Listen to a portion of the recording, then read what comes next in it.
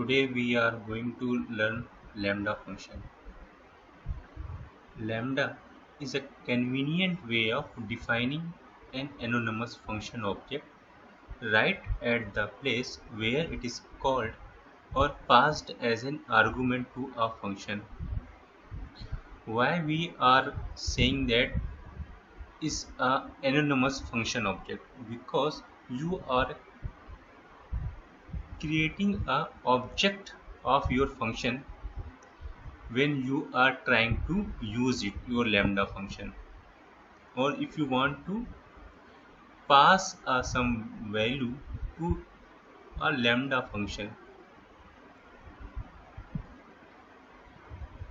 What is an anonymous function? Anonymous function is a few lines of code that are passed to a synchronous function. Asynchronous means at the place where it is asynchronously called. There are four ways to pass a argument inside a lambda function, or you can access a external variable inside a lambda function, or you can restrict your lambda function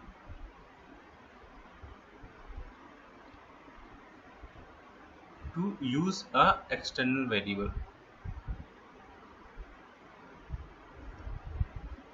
So if you are using a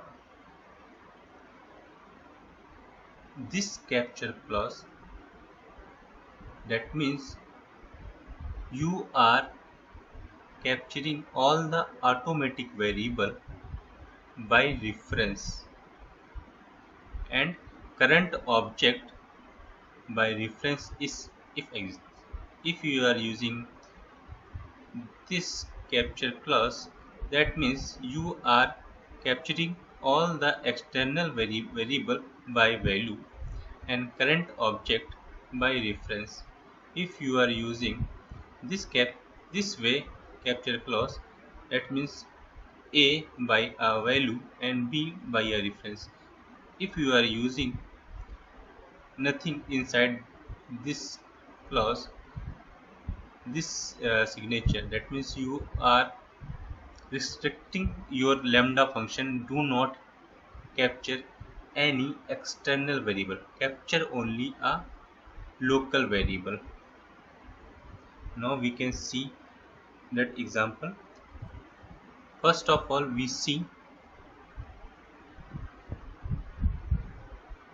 a nothing to be captured inside a lambda function. If you are not passing anything inside this block, that means you are restricting your lambda function to not allow any external variable. If I comment this and if I type this, that means you cannot access a external variable inside a local inside a lambda function. You can access only a local variable of your lambda expression. I is a local of square, so you can access only a local variable inside this lambda function, and you can call your lambda function like this. You can also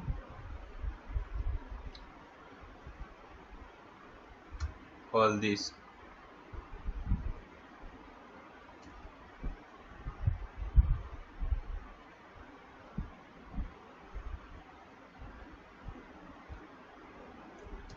but to printing purpose we can see in this way.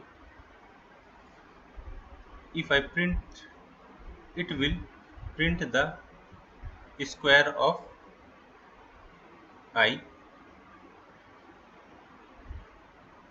Now the second capture clause, capture all the external variable by reference and current object if exists. by reference.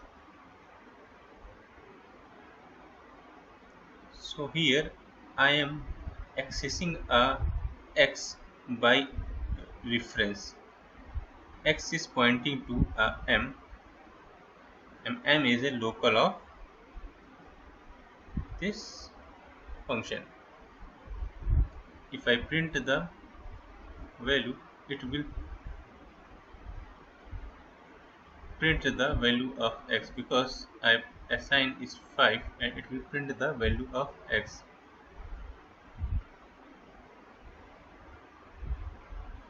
So it will print the value of x is the 5. Now the third capture clause, capture all that external variable by value and current object by reference if exist.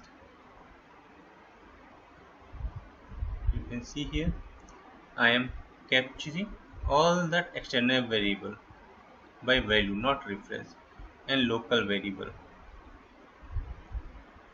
If I try to use external variable by reference, it will give an error. It will give capture all the external variable by reference and current object. You can print the sum of x and y, or return the sum of x and y. You can, this is also okay because you are not referencing to anything, so you can directly use m and n inside another function. You can print here value of t and pass that argument 2 and 3.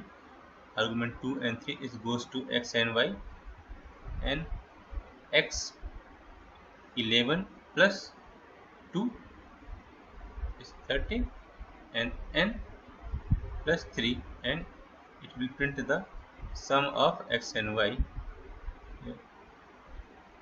Now the fourth one, capture a by value and b by reference. I and j, I am capturing by a value and j am capturing by a reference. I can return it, and it will print the value of this anonymous function. If I change the value of I and j, it will change the value of I and j and return the value of I and j. You can use the local variable also. I is by value and j by reference, and x is a local variable, and we can return this. So this way you can create your lambda function. In my next video we can play with more with the lambda function. So please watch my next video.